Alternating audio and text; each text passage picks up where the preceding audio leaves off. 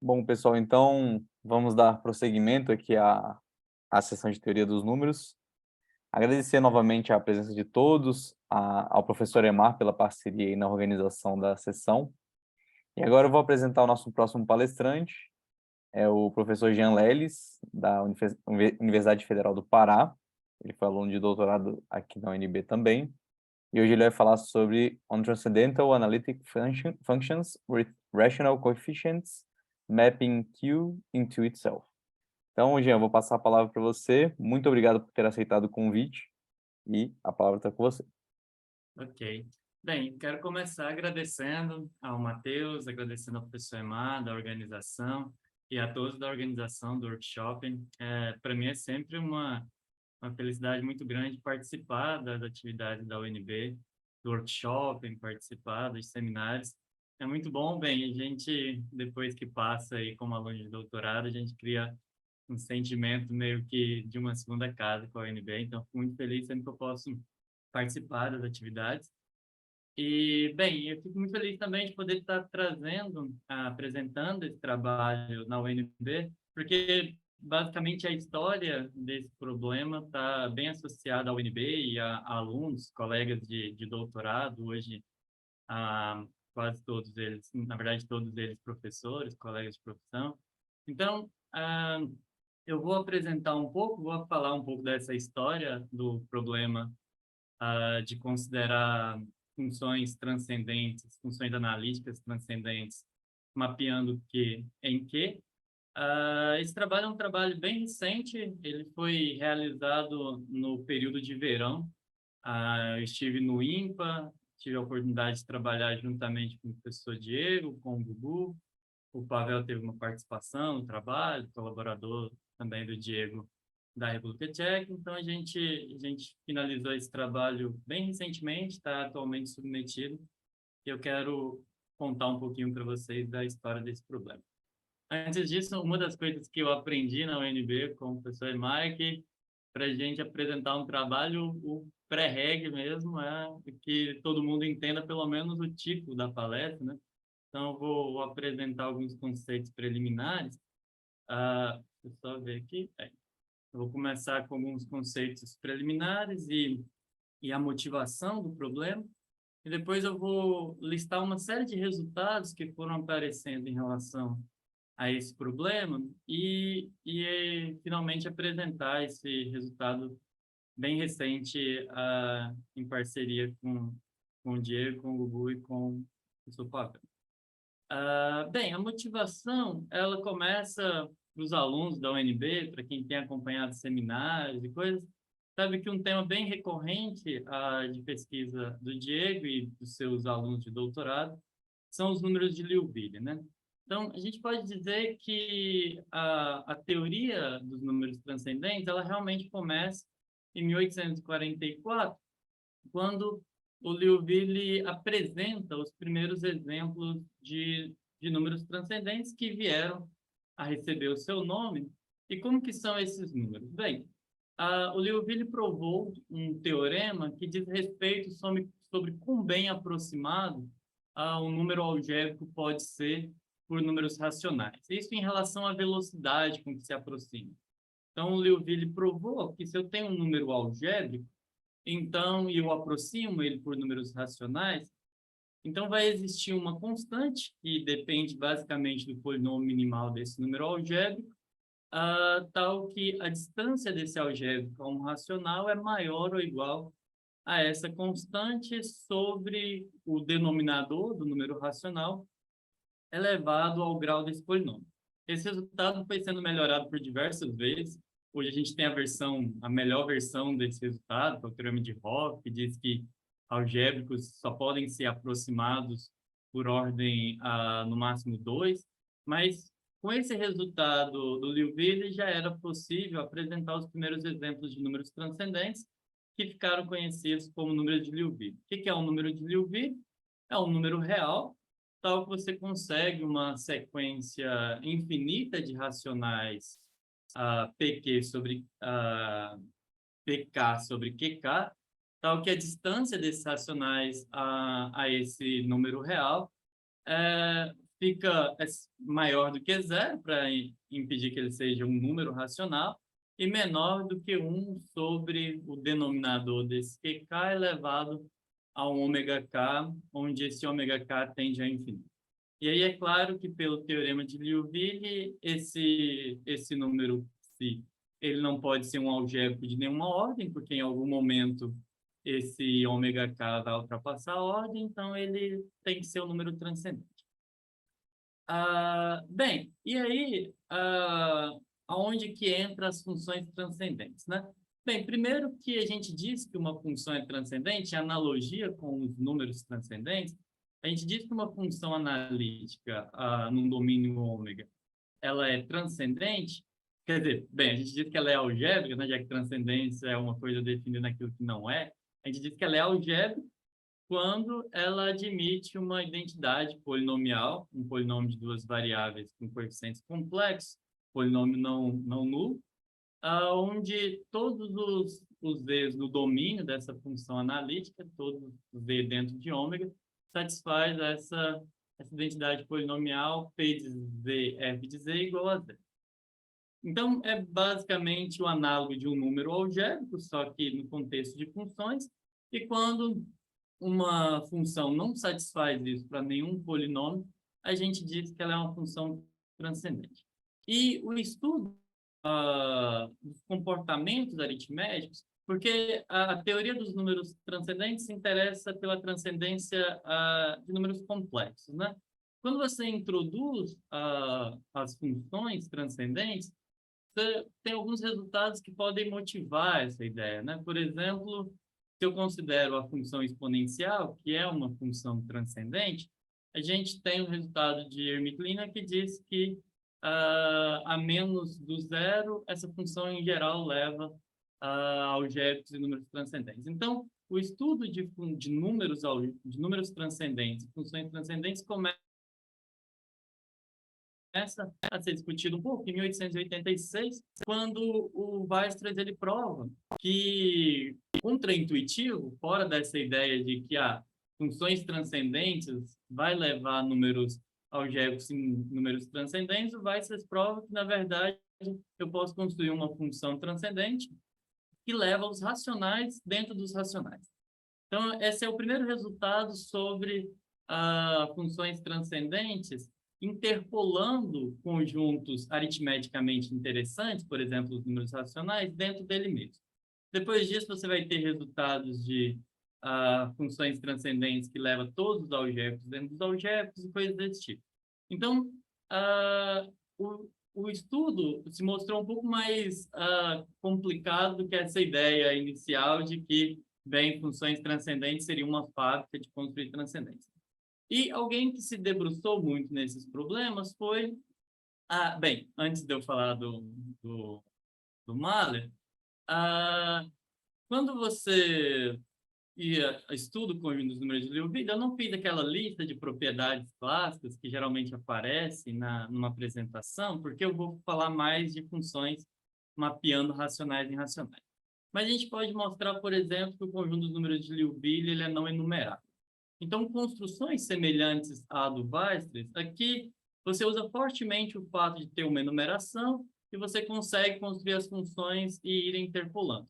Só que, por outro lado, você tem que os números de Liouville, eles estão fortemente associados ao conjunto dos racionais, já que eles são números muito bem aproximados por números racionais, porém não é um conjunto enumerável. Então, o primeiro resultado sobre comportamento aritmético dos números de Liouville por funções analíticas é o resultado do Maillet, de 1906, quando ele prova que para funções racionais com coeficientes racionais não constantes, ela leva Liouville.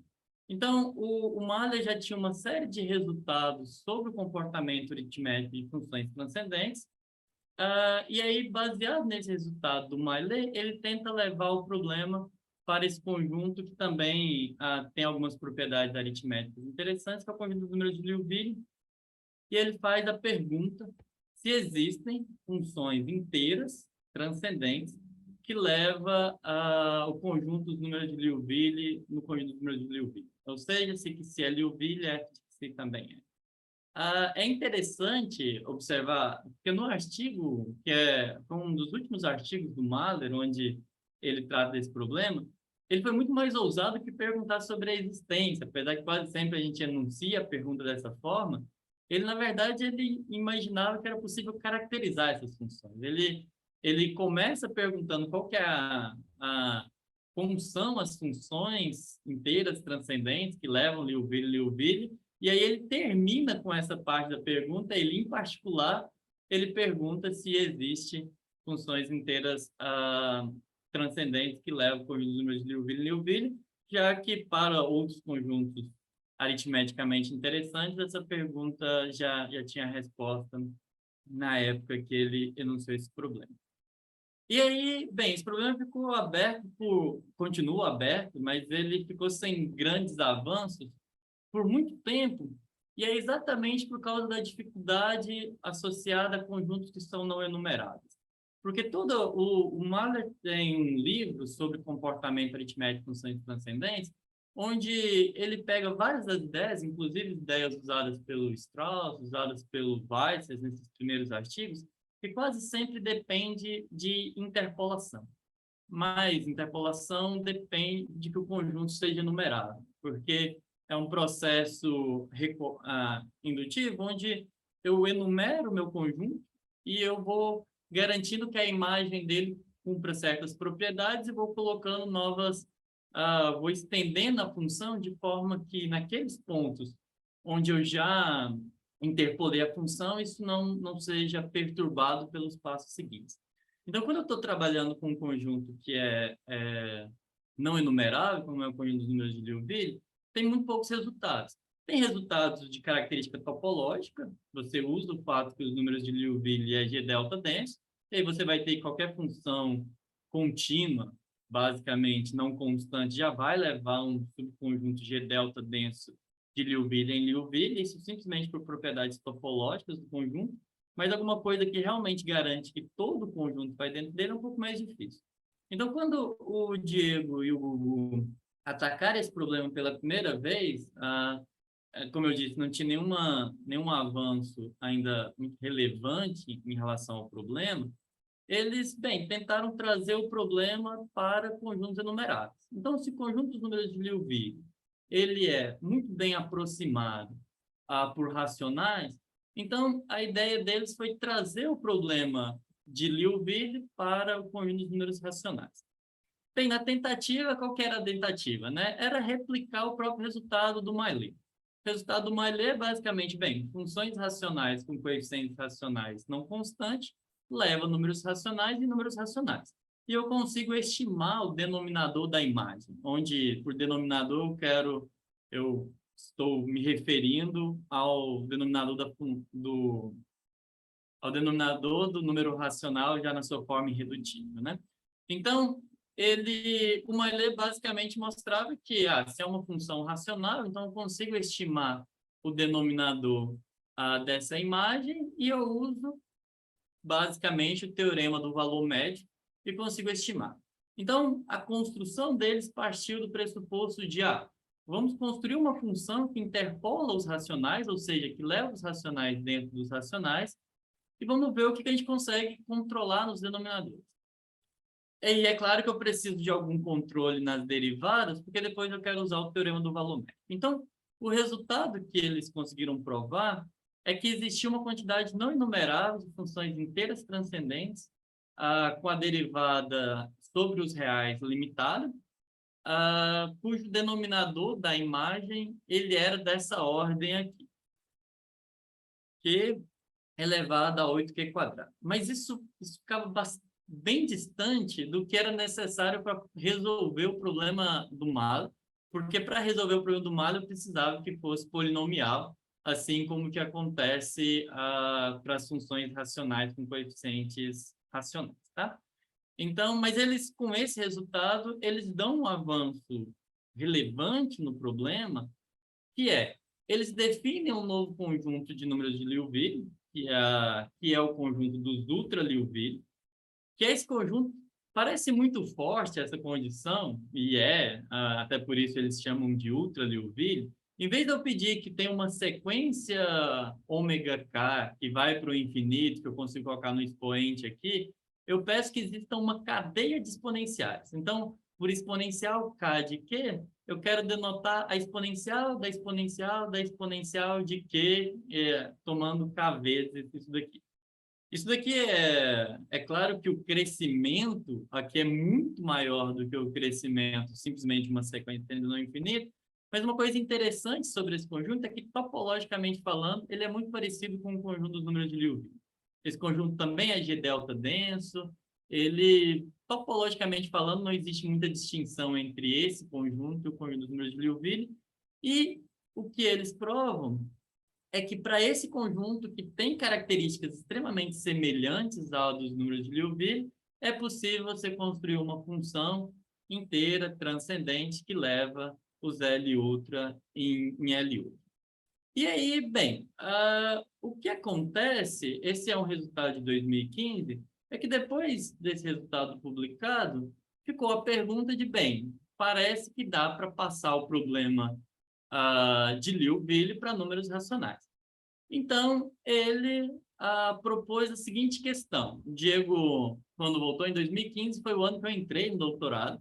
Na época, esse problema primeiro foi tratado pelo Josimar e a Elaine. Eu vou contar um pouquinho desses resultados, mas ele, a pergunta que se levanta a partir do resultado dele com o Google é o seguinte: bem, é possível construir uma função inteira transcendente que leva racional em racional e o denominador da imagem é polinomial no denominador da pré-imagem, porque se essa função existe, ela resolve o problema de Mahler sobre números de Liouville. A existência de solução para o problema de Mahler não depende desse resultado que ser a resposta é afirmativa, ou seja, eu posso provar que isso daqui não existe e ainda assim não significa que não existe uma função que leva Liouville. Mas na prática, com as técnicas que a gente tem para trabalhar com funções transcendentes e o comportamento aritmético, esse problema era muito mais natural de ser atacado do que o de Liouville, porque todas as técnicas conhecidas atualmente são técnicas de interpolação, depende que o conjunto seja numerado. Bem, e aí eu vou apresentar agora uma sequência de resultados que foram sendo provados nessa direção. O primeiro deles, ele trata das sequências lacunares. O que é uma sequência lacunária? Primeiro que essa sequência é bastante interessante, essa série de potência é bastante interessante, porque foi uma das primeiras, um dos primeiros resultados do Mahler sobre transcendência de função. A gente tem aquele resultado clássico que se uma função ela é inteira, então ela é algébrica somente se é um polinômio, mas quando a gente limita o domínio, fica bem mais difícil provar transcendência. Então, um dos primeiros resultados sobre transcendência de função é sobre as lacunares, é um resultado que está nesse livro clássico do Mahler, e se acreditava que pela própria característica de, bem, os números de Liouville mais clássicos, aqueles que a gente apresenta nas aulas, ter uma certa semelhança com séries lacunares, que talvez essas funções fossem as candidatas naturais a levar Liouville. Então, o primeiro resultado, que já foi um ano seguinte da publicação do resultado do Diego com o Gugu, foi que para as séries lacunárias não existia tais funções. Então, o Diego, com a restrição dos coeficientes serem racionais. Então, o Diego, o Josimar e a Elaine, em 2016, eles provaram que para qualquer número real positivo Ni, não existe funções inteiras lacunárias com coeficientes racionais, tal que f leva racionais em racionais e o denominador, isso aqui é basicamente uma ordem grande de Q elevado a Ni para Q suficientemente grande. Então, para as lacunárias não era possível, mas nesse resultado era totalmente necessário, é indispensável essa condição de que os coeficientes fossem racionais. Eu vou reforçar isso porque em alguns momentos isso vai ser relevante.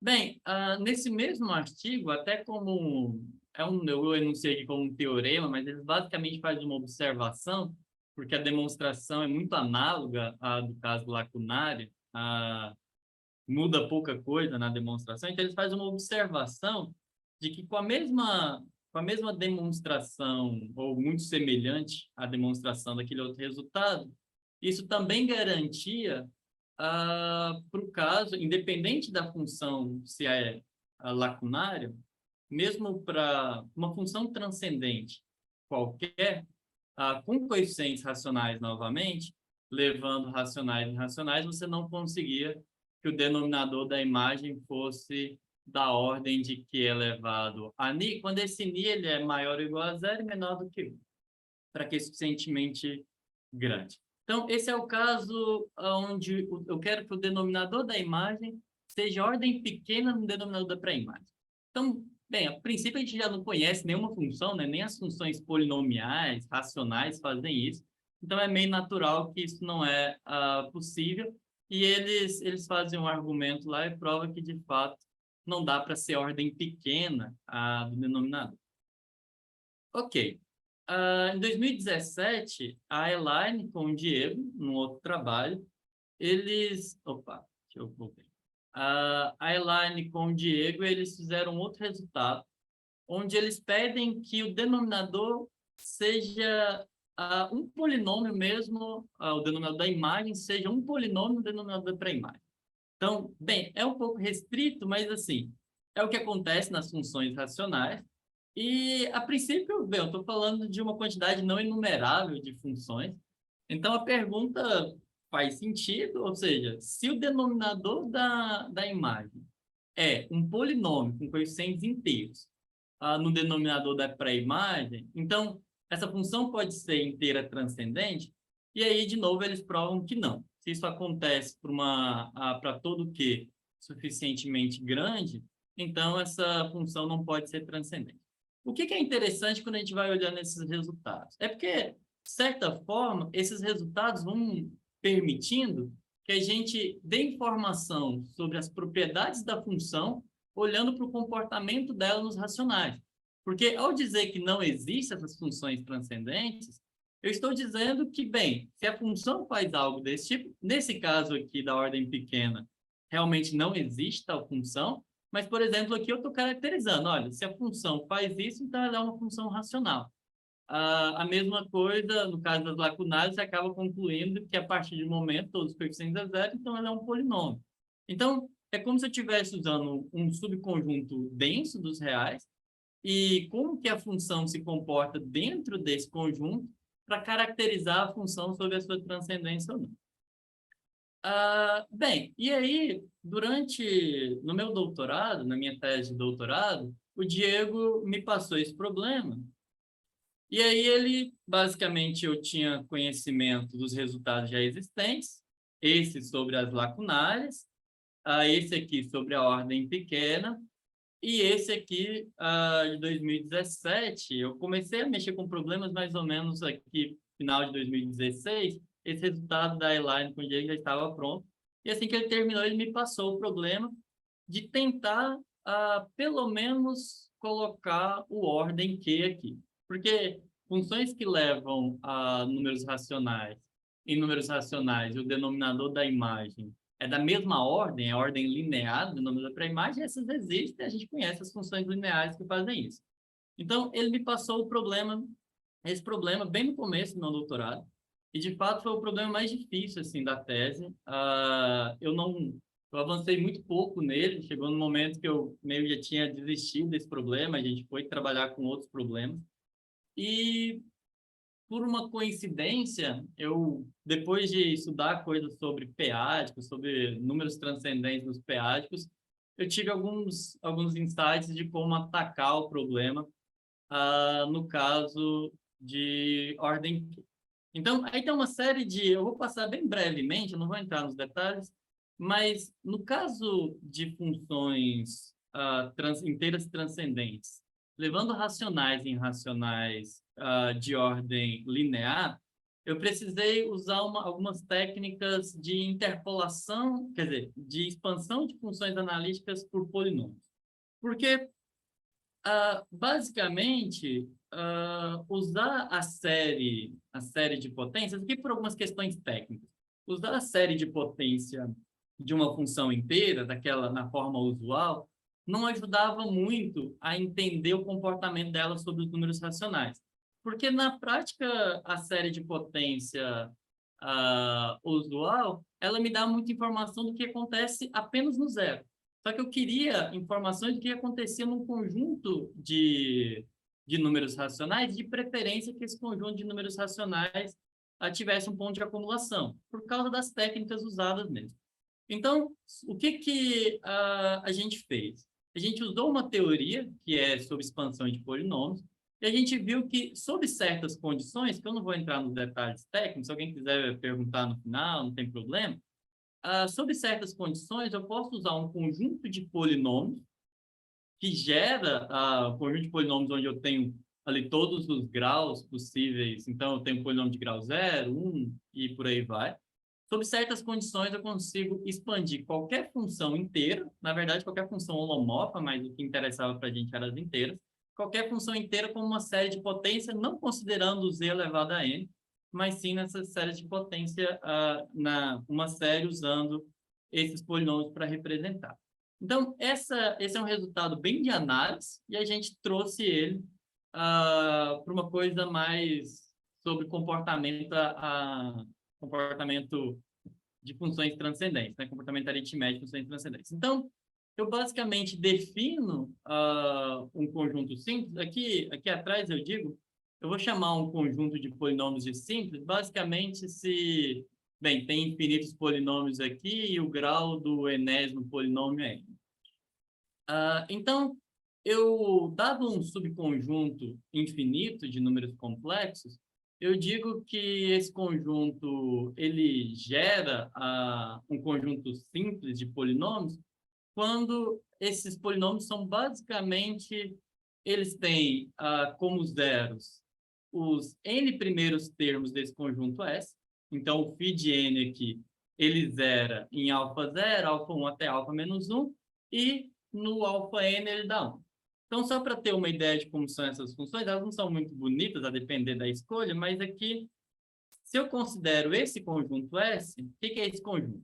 Ele é o conjunto 0, 1, menos 1, meio, menos meio, por aí vai. Eu pego 1 sobre n menos 1 sobre n.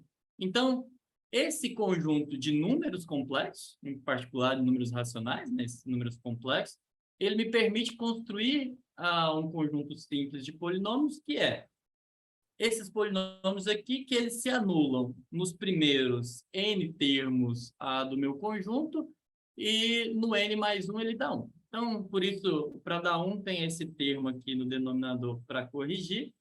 E aí, com esses polinômios e a teoria do Witten, o que a gente mostrou em um artigo publicado no Journal of Number Theory, e que é uma das partes principais da minha tese, é que aquelas funções, aqueles polinômios que eu acabei de apresentar, não muito amigáveis, pelo menos, eles me permitem expandir qualquer função inteira com uma série de potência, considerando esses polinômios. Então, a gente provou esse resultado, e aqui observa o seguinte: eu tenho um conjunto de números racionais, e esse conjunto ele tem um ponto de acumulação, que é o zero. Então, essa forma de expandir funções analíticas me traz muito mais informação sobre o comportamento delas, dos números racionais, do que aquela forma usual, porque quando eu analiso ela nesse conjunto aqui, o que acontece é que essa série é sempre uma série finita, pelo menos nos elementos do meu conjunto S. Por quê? Porque essas funções aqui, esses polinômios φ de n, a partir de um determinado ponto, eles se anulam em todos os termos quer dizer, bem, se eu pego os n primeiros elementos desse conjunto S, então eles vão anular, a partir do φ a n mais 1, eles anulam todos essas φ de n aqui. Então, ao estudar a função sobre números racionais, eu me restringo a estudar em conjuntos finitos. E aí, eu não vou entrar nesses detalhes, só que a grande vantagem de trabalhar dessa forma é porque aqui eu não preciso mais da condição, da hipótese dos coeficientes serem números racionais. Porque uma das coisas que a gente mostrou é que se os coeficientes não forem racionais, forem quaisquer números complexos, quando eu faço essa expansão, que esse teorema garante que existe, esses CNs são números racionais. Então, eu ganho duas coisas. Primeiro, eu ganho que meus coeficientes agora são racionais, então eu não preciso colocar isso como uma hipótese, e eu ganho que, pelo menos no meu conjunto S, eu estou olhando para somas finitas. E aí, com esses resultados, eu consegui, na minha tese, juntamente com o professor Diego, mostrar que não existia funções. Quer dizer, que se em outras palavras, como eu estava tentando dizer que esses resultados meio que caracterizam as funções, se eu tenho uma função inteira que leva a racionais e racionais, e o denominador dela é linear para a imagem, então eu sei que essa função é uma função linear. E ser uma função linear não é uma função transcendente, então não existe funções transcendentes com isso. E aí, é claro que quando eu terminei a minha tese, um dos meus principais objetivos de continuidade era atacar esse problema para a ordem racional, para uma ordem maior aqui do que a ordem linear. Então, tentar colocar um T aqui.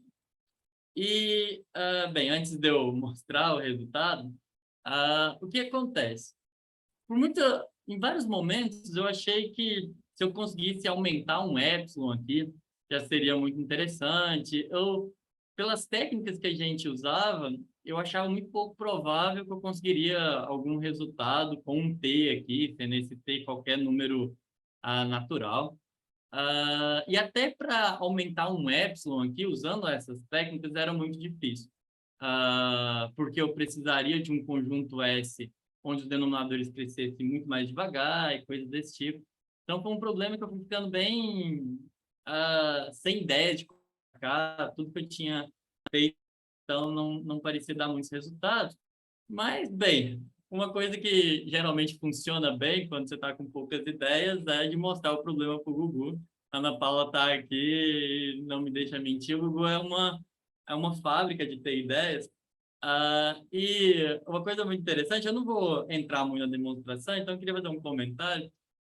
Eu brinquei com a Ana Paula, encontrei com ela no período que eu estava lá no IMPA, e eu falei que foi muito interessante, porque apesar de ser um problema que foi proposto pelo Gugu, quando a gente foi realmente discutir o problema, eu estava explicando para ele o problema, estava explicando para ele algumas ideias que eu tinha tido, sempre coisas incompletas, assim, e a minha impressão é que antes de eu terminar de explicar para o Gugu a ideia, ele já estava meio que resolvendo, porque ele já não olhava mais para o quadro, ele pegou um pedaço de papel e começou a riscar.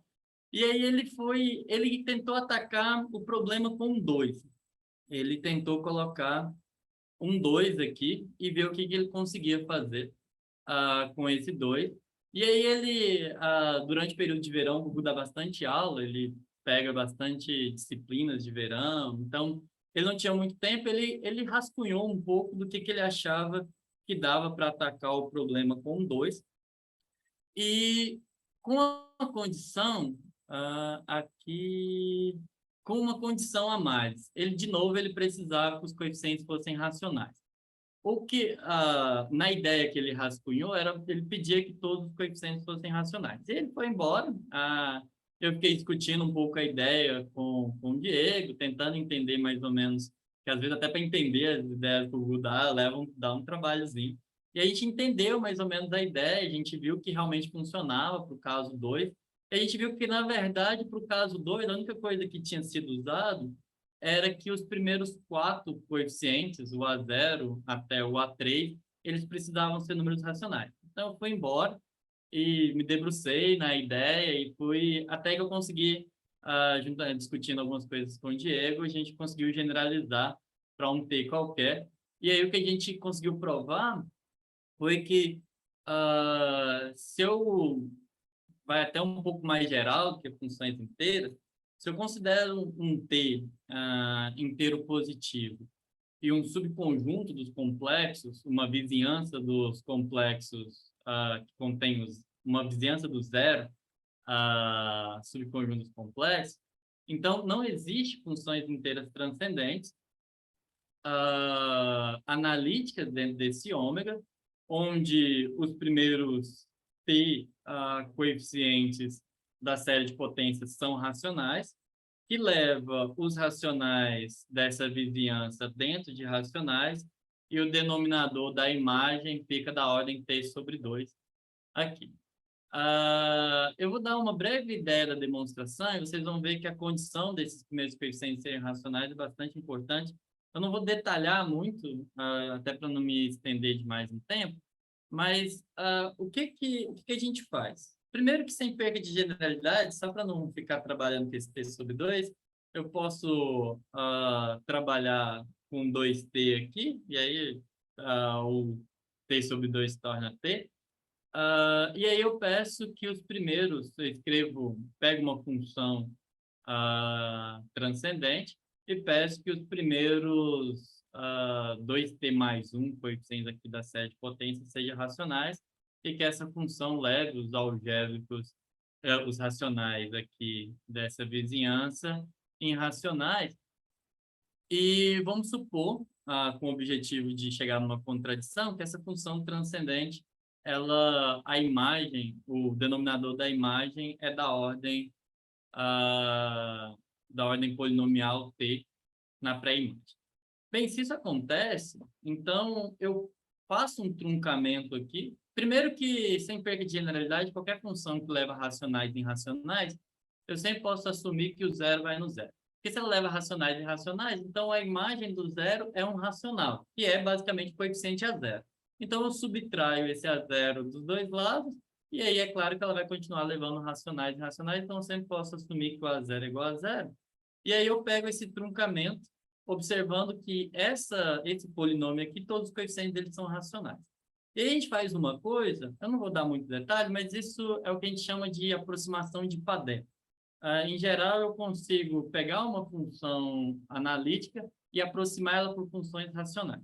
E aqui com a seguinte característica, já que esse bloco de 2t coeficientes aqui são racionais, eu consigo uma aproximação racional para essa função, onde os polinômios p de z e q de z são polinômios de grau no máximo t e têm coeficientes racionais.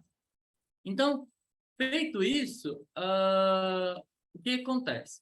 Por outro lado, simplesmente, já que essa daqui é o truncamento da série de potência da f, então a função f ela também pode ser escrita como f de z, mais alguma coisa aqui que tem ordem polinomial 2t mais 1, que eu posso pôr em evidência, e o que sobra é analítico em ômega. E aí, o que eu faço? Bem, se eu subtraio... deixa eu voltar aqui. Se eu subtraio essa R aqui... Observa que esse K de Z, ele não necessariamente ele é igual a esse K de Z aqui. Esse aqui é o rabo da série da F de Z. E esse daqui é o que acontece quando eu expando essa função racional com uma série de potência dela.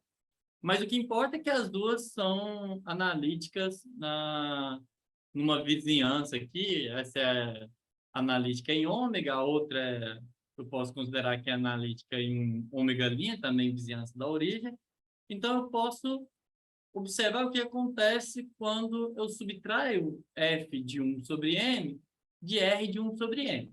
Feito algumas continhas, que eu não quis colocar aqui, porque senão ia ficar muito longo, a gente consegue mostrar que essa desigualdade quer dizer, que essa divisão é basicamente isso. É simplesmente aplicar aqui em 1 sobre m, considerando essas funções k de z e k de z.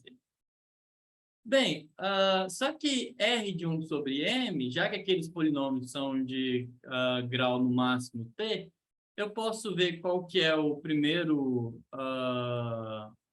coeficiente diferente de zero do denominador.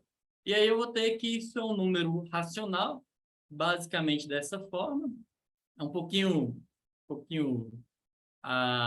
difícil, mas é simplesmente aplicar uma função racional e um número racional e observar o que acontece.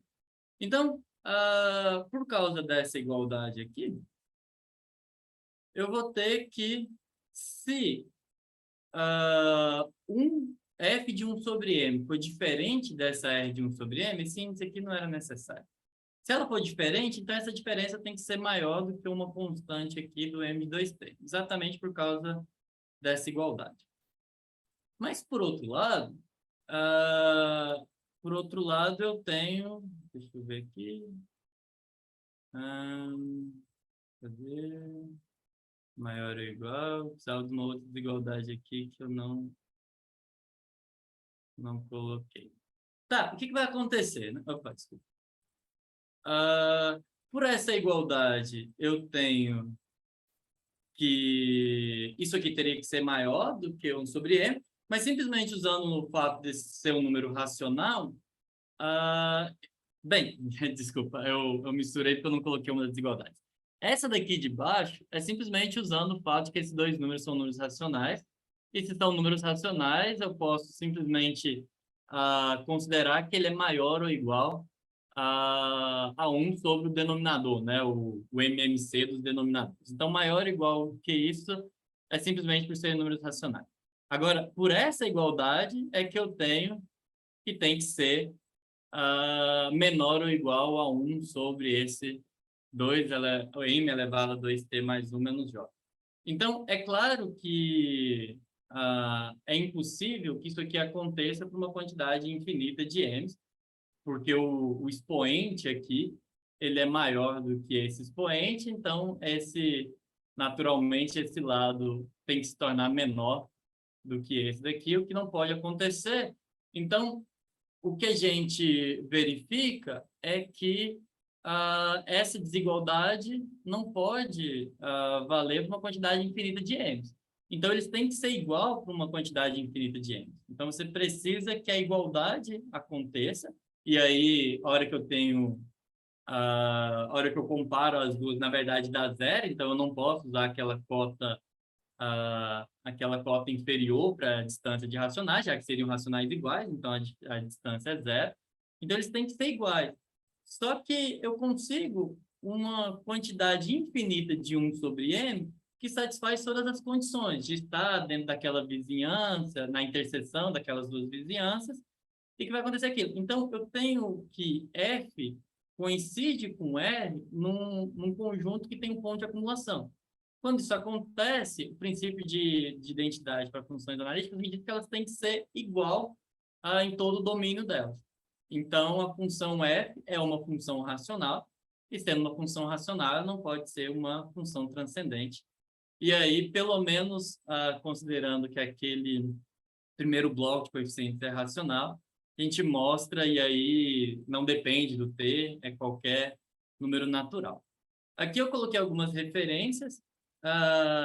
O resultado do Diego com o Gugu, que começou essa discussão, foi um resultado sobre números de Liouville, que é esse daqui. Depois teve esse resultado do Diego com o Josimar e com a Eli, de 2016. Aqui eu não coloquei, não tem espaço, mas tem o resultado do Diego com a Eli, de 2017. Esse é o artigo do Mahler, onde ele sugere esse problema sobre o Liouville. Esse aqui é o artigo meu com o Diego, onde a gente trata aquele caso de ordem linear. E esse resultado que eu acabei de apresentar, ele está submetido atualmente. A gente submeteu durante até um mês, mais ou menos, que a gente submeteu e está aguardando resposta. É isso. Obrigado.